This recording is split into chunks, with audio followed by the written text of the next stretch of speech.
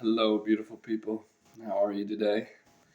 I just want to make a video, and I've wanted to make this for a few days, talking about karma.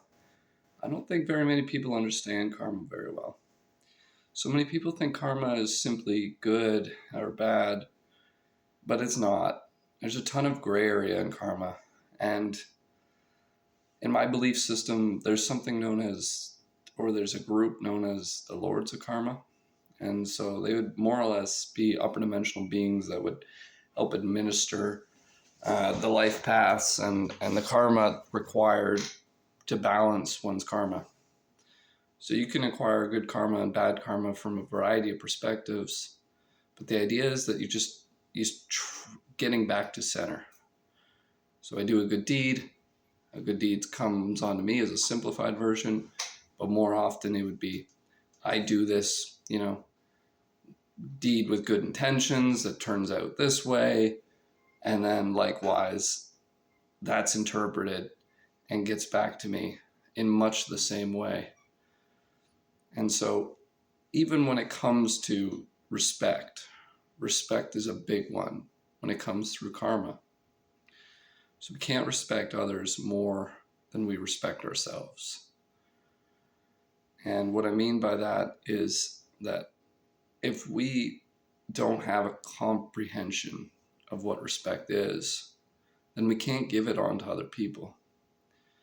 And likewise, if we think something is good and it's not, that intention and that comprehension is huge. For instance, I did a mass simulation of the universe in my brain. And in that mass simulation was a ton of terrible things, just like in our actual universe. But at the time, I didn't know the power and reality of metaphysics. So I didn't realize how much actual reality I was creating with my thoughts.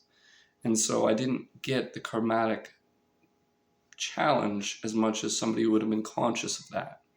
In the occult world and the secret society world, they're a lot more attuned to comprehending their karma and also understanding their metaphysical impact. And so when you understand these things, you have to take more responsibility for them. So, if a child defends their mother and kills somebody, that's very different than if an adult does the same thing based on where they are in their comprehension of what they're doing. Again, intention is very important. And just because something looks like bad karma or good karma doesn't necessarily mean it's so. Most karma is actually gray karma, in my opinion, in that it is not good or bad. It is just what is. And so as we position others around us and the world around us, we will be positioned the same way. Some people like to pay off their karma fast. Some people like to pay it off on the long term. These are all soul decisions for the most part. So in the flesh, we don't necessarily always get an opportunity to choose how the karma balances out. But older souls especially, we have a long tap, so we want to transmute that karma as quickly as possible. So good karma, bad karma, just boom, instantaneous as much as we can. And that's what I found here in my home, in my journey recently, is I rented out to two younger folks.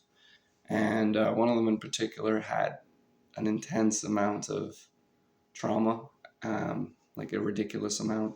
And they hadn't, I don't want to say no respect, but they had very little in their actions. Like people were wronging them again and again and again. And they just didn't react or understand that they had to make boundaries around this. They had to make standards and rules around this. And so I'm very curious their karmatic path, because they're just not in control. And so I'm sure that's an interesting journey and an interesting perspective.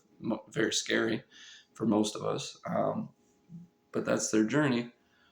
And so when they're creating karma, because they might not be as conscious as some people, I it's curious, but for me, as somebody who's very attuned to karma, very attuned to energy exchanges, I pay off my debts quick. I take care of any of my wrongdoings quickly. I fix things quickly, transparently, like boom, here it is, let's move forward. It's very different for me. So when I had a fire in this home and when there was tons of drama in this home because of the people I was renting to, the universe was like, well, you might have been naive in your approach, but you did have good intentions. And so as much as I got like a lot of, trouble around those elements, for the most part, I got a very nice karmatic reward for my naive approach to loving and caring about strangers. And so, yeah, it's very interesting to watch how the universe articulates these things. And I also should say that karmatically as well, like when people wrong you, if you know how to maximize your karma, people wronging you makes you really rich, like really well off, or it can make you really well off. So like I have someone that I grew up with, like they were in my home. I thought they were my brother. They were sort of like a foster kid that got adopted by my uncle and my aunt. Anyway, I lent this guy $500. He was going to pay it back in a month or two. It's been many years, many, many, many years since then. And so as somebody who understands karma, like I allow myself to receive those blessings from other places, and I allow it to a maximum capacity. So I'm getting a lot more blessings than some people from the same stuff, and I can help people understand this, but the main thing is observing, comprehending, and looking directly at it. Anyway, I gotta go. Much love. Hopefully this was helpful and not too rambly. Much love. Bye for now.